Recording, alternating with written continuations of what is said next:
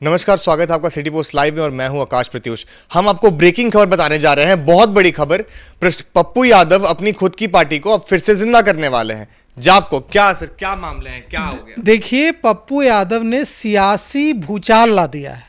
पप्पू यादव ने पूरे बिहार से अपने समर्थकों को पटना बुला लिया है और एक बड़ी बैठक बुला ली है। यह बैठक क्यों बुलाई गई है, यह हम अपने दर्शकों को बता दें। यह बैठक इसलिए बुलाई गई है क्योंकि पप्पू यादव जो अहमियत मिलनी चाहिए थी उन्हें, जो उन्हें लग रहा था और उनके समर्थकों को लग रहा था कि यह अहमियत मिलनी चाहिए, वह अहमियत उन्हें महागठबंधन कांग्रेस में नहीं मिल पा रही थी। इससे आहत पप्पू यादव जितने थे, उससे ज़्यादा पप्पू यादव के समर्थक थे। अब अपने समर्थकों को पप्पू यादव तो विधानसभा चुनाव लड़ेंगे नहीं, लेकिन अपने समर्थकों को तो उन्हें लड़ाना होगा, खासकर सीमांचल कोसी के इलाके में जहाँ वे मजबूत हैं, जहाँ उनका जनाधार है। तो ऐसी स्थिति में पप्पू यादव के सामने एक ही रास्ता बच रहा था कि अपनी पार्टी, जन अधिकार पार्टी लोकतांत्रिक जाप को वे फिर से जिंदा करें। और इसी हमारे जो सूत्र बता रहे हैं, पप्पू यादव के करीबी सूत्र, कि फिर से कोशिश उनकी यही है कि आज वे बैठक बुलाएंगे। आज वे सारे उनके समर्थक पटना आ रहे हैं और उस बैठक में वे अपने समर्थकों से पूछेंगे कि मुझे क्या करना चाहिए। तो उनके समर्थक उन्हें बताएंगे कि आपको अपनी पार्टी फिर से खड़ी कर लेनी चाहिए।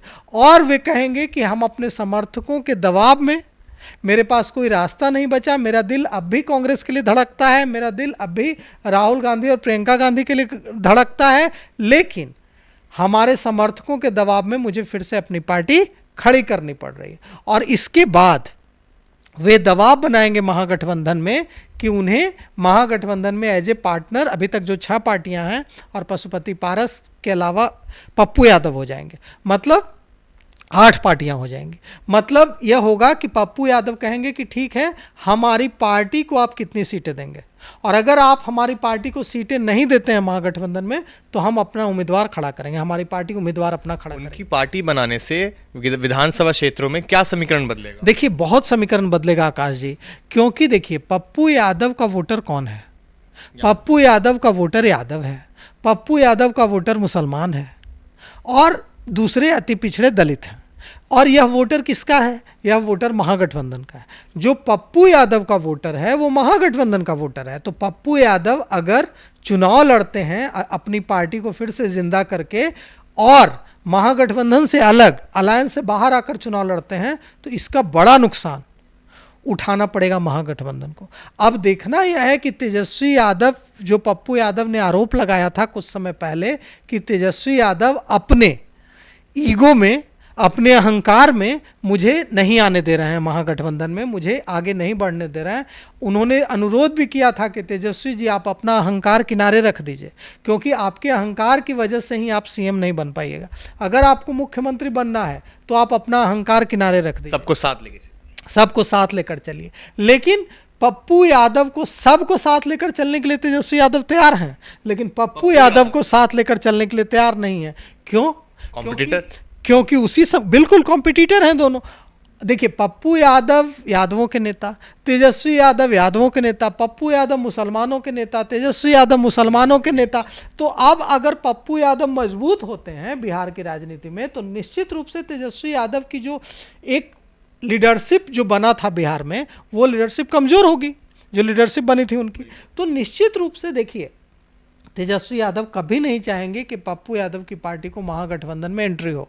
लेकिन तेजस्वी यादव करेंगे क्या? वो ऐसे आ चुके हैं, वे अपना दम दिखा रहे हैं, सिर्फ सीमांचल में नहीं, सारण में भी, मिथिलांचल में भी। अब सोचिए कि एक तरफ तो ओवैसी की पार्टी AIMIM डैमेज करेगी, असदुद्दीन ओवैसी की पार्टी महागठबंधन को, दूसरी तरफ अगर पप्पू यादव भी उतर जाएंगे डैमेज करने, तो क्या हालत होगी। तो आज जो बैठक बुलाई है पप्पू यादव ने, बहुत ही अहम है। और इस बैठक में यह हमें जो सूत्रों के हवाले से खबर मिली है कि पप्पू यादव अपने समर्थकों से यह कहवाने जा रहे हैं कि उन्हें पार्टी बना, फिर से अपनी पार्टी को, जन अधिकार पार्टी लोकतांत्रिक को, जाप को फिर से जिंदा कर लेना चाहिए। और जिसका उन्होंने पवन खेड़ा की मौजूदगी में काफ़ी पहले दिल्ली में विलय कर लिया था कांग्रेस के साथ, अब वो फिर अपनी पार्टी को जिंदा कर लेंगे। अब सवाल यह उठता है कि अगर वे जिंदा कर लेंगे तो और उन्हें महागठबंधन में एंट्री नहीं मिलेगी तो निश्चित रूप से वे अलग चुनाव लड़ेंगे, और सीमांचल की कई सीटें तो महागठबंधन की गई। अगर पप्पू यादव अपने प्रत्याशी लेकर उतर जाते हैं, एआईएमआईएम पहले से 50 सीटों की तैयारी कर रहा है, असदुद्दीन ओवैसी नए अवतार में दिख रहे हैं। उन्होंने कल जो है असदुद्दीन ओवैसी ने बाकायदा मीटिंग करके जो मीटिंग की उसमें कहा कि पहलगाम में जो मारे गए हैं हमारे हिंदू भाई, उनके लिए हम 1 मिनट का मौन रखते हैं, और पाकिस्तान से आतंकी आए कश्मीर में और नाम पूछकर, धर्म पूछकर, मजहब पूछकर हमारे हिंदू भाइयों को मारा, और हम इसकी कठोर निंदा करते हैं, कड़ी निंदा करते हैं, और भारत सरकार से मांग करते हैं कि पाकिस्तान को नेस्तनाबूद कर दे।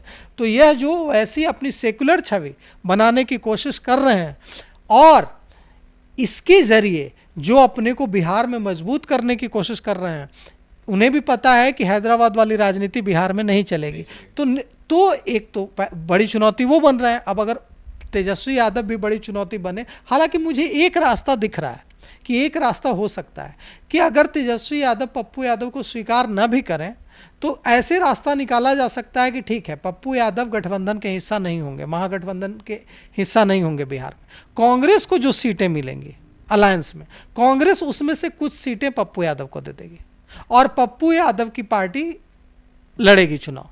यह एक रास्ता बन सकता है, लेकिन मुझे नहीं लगता है कि तेजस्वी यादव किसी भी हाल में पप्पू यादव को महागठबंधन में उनकी पार्टी को एंट्री, पप्पू यादव को फ्रंट फेस पे आने नहीं देना चाहते हैं, क्योंकि उन्हें खतरा महसूस होता है। उनको लगता है कि अगर पप्पू यादव मजबूत होंगे, उन्हें 10, 8, 5 सीटें भी आ गई ना, तो चुनाव के बाद वो मेरा खेल खराब कर देंगे मुख्यमंत्री बनने का। इसलिए वे नहीं चाहते हैं कि, क्योंकि पप्पू यादव की महत्वाकांक्षा किसी से छिपी हुई नहीं है। पप्पू यादव सांसद रहे हैं, कई बार निर्दलीय सांसद रहे हैं, यादवों मुसलमानों के नेता रहे हैं। निश्चित रूप से अगर पप्पू यादव मजबूत होते हैं तो यह तेजस्वी यादव के लिए कहीं न कहीं चुनौती बन सकती है।